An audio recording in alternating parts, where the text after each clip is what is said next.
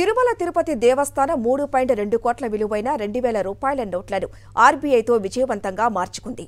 నోట్ల రద్దు తర్వాత కూడా అనేక మంది భక్తులు 2,000 నోట్లను హుండీలో శ్రీవారికి సమర్పించారు. అయితే 2,000 నోట్లను ఆర్బీఐ అక్టోబర్ 7, 2003నే మార్పిడి నిలిపివేసింది.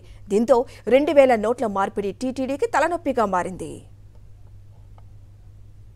ఇక టీటీడీ చైర్మన్ ఆర్బీఐ అధికారులకి లేఖ రాయటంతో సానుకూలంగా స్పందించింది.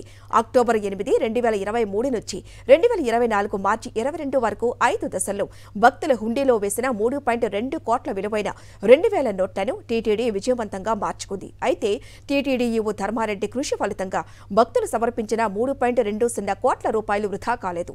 భక్తుల నమ్మకాన్ని టీటీడీ మరోసారి నిలుపుకుంది.